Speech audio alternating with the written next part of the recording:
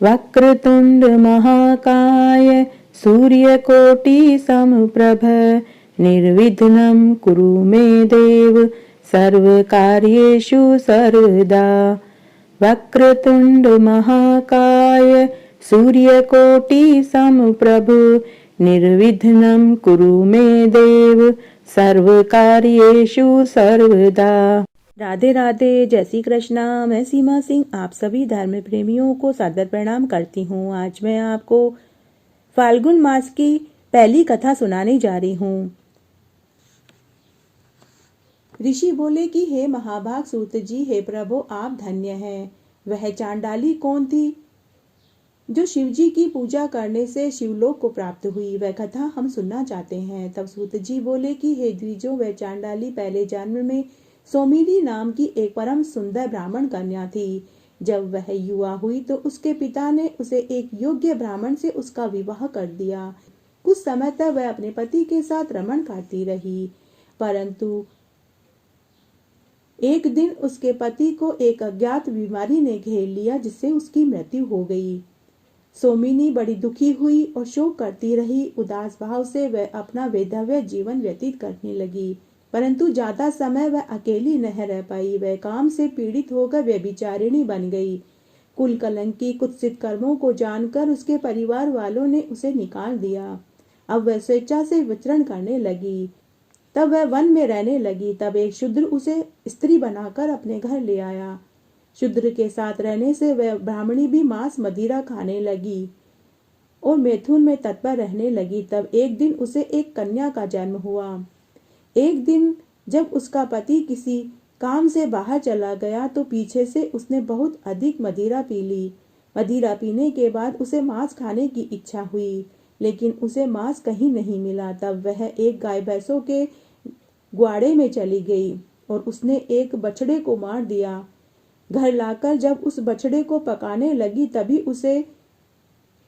तभी कोई पूर्व संचित कर्म उसका जाग पड़ा और दुष्कर्म से वह डर गई और शिव शिव करने लगी। परंतु फिर भी उसे मांस खाने की तीव्र इच्छा हो रही थी, तो उसने बछड़े को पकाकर खा लिया। इस तरह उसका समय व्यतीत होने लगा। कुछ समय पश्चात काल के वशीभूत होकर वह मृत्यु को प्राप्त हो गई। यमराज ने उसके पूर्व जन्मों को पापों को देखकर उसे वापस चांडाल की योनि में पटक दिया। चांडाल के घर जन्म लिया तो जन्म से ही वह दोनों नेत्रों से अंधी थी। इस तरह समय बीतने लगा। कुछ समय बाद जब वह बड़ी हुई तो अंधी होने के कारण उसके माता पिता ने उसका पालन नहीं किया, नहीं उसका विवाह आदि संस्कार किया और उसे घर से निकाल दिया। वह लकड़ी की मदद से एक जगह से दूसरे जगह जाने लगी और भीख मांगकर अपना पेट भरने लगी, परंतु कुछ ही समय बाद उसे कुष्ठ रोग हो गया। बुढ़ापे ने भी उसे बहुत सताया और बहुत दुखों से वह पीड़ित अपना समय बिताने लगी। किसी समय जब महाजन यात्रियों ने गोकर्ण की यात्रा करी तो वह चांडाली भी शिवजी के उस समय आने जाने वाले भक्तों से, यात्रियों से भिक्षा और कपड़े मांग कर खाने लगी। जब वह भीख मांग रही थी तो एक पुण्य आत्मा ने उसके हाथ में बैल की मंजरी रख दी। उसने बैल की मंजरी देखकर सोचा कि यह तो अभक्ष्य पदार्थ है, इसे लेकर मैं क्या करूंगी। उसने उसे दूर फेंक दिया। उसके हाथ से छूटी हुई वह बैल की मंजरी रात्रि में किसी शिवलिंग के मस्तक पर जाकर गिरी। उस दिन चतुर्दशी की रात्रि थी। उस चांडाली ने सबसे पूरे दिन भीख मांगी, परंतु किसी ने भी उसे कुछ नहीं दिया। अज्ञानतावश उस दिन उसका निराहार पवित्र व्रत हो गया। भूख के कारण वह पूरी रात्रि सो नहीं पाई तो उसका जागरण हो गया। प्रातः काल वह बड़े शोक से व्याकुल हो, दुखी हो धीरे धीरे अपने घर की ओर लौटने लगी, परंतु पूरे दिन की भूखी थी, थकी हारी थी। जैसे ही वह अपने घर के पास पहुंची तो मूर्छित होकर गिर पड़ी और मृत्यु को प्राप्त हो गई। चतुर्दशी का व्रत करने से, रात्रि जागरण करने से और शिव शिव की उपासना करने से उसे लेने के लिए शिवजी के गण आ गए और उसे सुंदर विमान में चढ़ाकर शिवलोक को ले गए। उस व्यभिचारिणी चांडाली ने अज्ञानता व शिवजी के नाम का उच्चारण किया। चतुर्दशी का अज्ञानतावश व्रत हो गया, जागरण हो गया और बिल पत्र से शिवजी की उपासना हो गई, इसलिए उसे मरने पर शिवलोक का वास मिला। अब मैं आपको दूसरी कथा सुनाने जा रही हूँ। एक अन्य कथा के अनुसार जब महर्षि दधीची के मांसपिंड का अंतिम संस्कार हो रहा था तो उनकी पत्नी अपने पति का वियोग सहन न कर पाई और उन्होंने एक विशाल पीपल के वृक्ष के कोटर में अपने 3 साल के पुत्र को वहीं सुला दिया और स्वयं चिता में बैठकर सती हो गई। महर्षि दधीची और उनकी पत्नी का बलिदान हो गया। महर्षि दधीची की पत्नी भी अपने पति के साथ स्वर्ग को प्राप्त हो गई, किंतु पीपल के कोटर में रखा उनका बालक भूख प्यास से तड़प तड़प कर रोने लगा। जब उस बालक को कोई वस्तु खाने को नहीं मिली तो फिर वह पीपल के गोंदे के फल को खाकर बड़ा होने लगा। इस तरह समय बीतने लगा। पीपल के पत्तों और फलों को खाकर बालक का जीवन सुरक्षित हो गया। तब एक दिन नारद मुनि वहां से गुजरे। नारद मुनि ने पीपल के कोटर में बालक को बैठे देखा तो उन्होंने पूछा कि अरे बालक, तुम कौन हो? तब वह बालक बोला कि मैं नहीं जानता कि मैं कौन हूँ। नारद मुनि ने पूछा कि तुम्हारे माता पिता कौन हैं और तुम यहाँ कैसे बैठे हो? बालक ने पुनः कहा कि मैं यह भी नहीं जानता कि मेरे माता पिता कौन हैं, कहाँ हैं और मैं यहाँ कैसे आया। थोड़ी देर बाद नारद मुनि ने ध्यान मुद्रा लगाकर देखा तो उन्हें सच्चाई पता लगी। नारद मुनि को बड़ा आश्चर्य हुआ। उन्होंने बालक से कहा कि हे बालक, तुम तो महान दानी महर्षि दधीची के पुत्र हो। तुम्हारे पिता की अस्थियों का वज्र बनाकर ही देवताओं ने असुरों पर विजय पाई थी। नारद मुनि ने कहा कि तुम्हारे पिता दधीची की मृत्यु मात्र 31 वर्ष की आयु में ही हो गई थी। बालक ने कहा कि मेरे पिता की मृत्यु का क्या कारण था?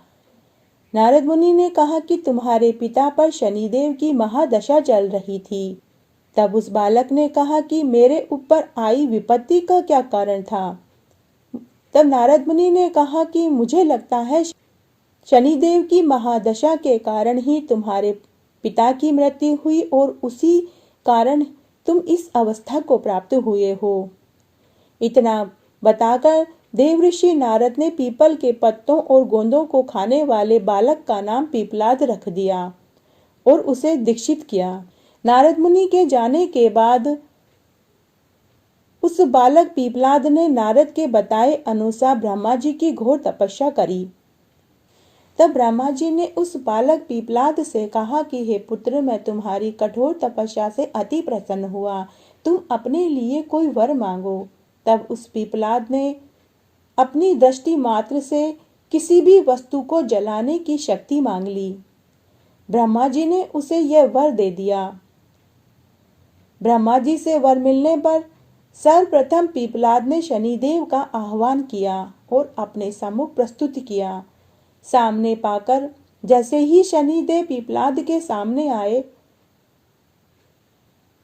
तभी उस बालक पीपलाद ने अपनी आंखें खोलना शुरू किया, जिससे शनिदेव का शरीर जलने लगा। इससे ब्रह्मांड में कोलाहल मच गया। सभी देवताओं का सिंहासन डोल पड़ा। सूर्य पुत्र शनिदेव की रक्षा में सारे देवता विफल हो गए। सूर्य देव भी अपनी ही आंखों के सामने अपने पुत्र को जलता हुआ देखकर ब्रह्मा जी से उन्हें बचाने के लिए विनय करने लगे। अंत में ब्रह्मा जी को स्वयं उस बालक पीपलाद के सामने आना पड़ा और शनिदेव को छोड़ने के लिए कहने लगे, किंतु पीपलाद बालक तैयार नहीं हुए। तब ब्रह्मा जी ने उस बालक पीपलाद से कहा कि हे पुत्र, मैं तुम्हें एक के बजाय 2 वर दूंगा, इसलिए तुम शनिदेव के साथ यह भेदभाव छोड़ दो। तब उस बालक पीपलाद ने ब्रह्मा जी से 2 वर मांगे। बालक पीपलाद ने ब्रह्मा जी से वर मांगा कि 5 वर्ष तक के बालक की कुंडली में शनि का स्थान नहीं होना चाहिए, अन्यथा वह बालक माता पिता के बिना अनाथ हो जाएंगे। दूसरा वर मांगा कि मुझ जैसे अनाथ को इस पीपल के वृक्ष ने शरण दी है, अतः जो भी व्यक्ति सूर्य उदय के पूर्व पीपल के वृक्ष पर जल चढ़ाएगा, उसके ऊपर शनि की महादशा का असर न हो।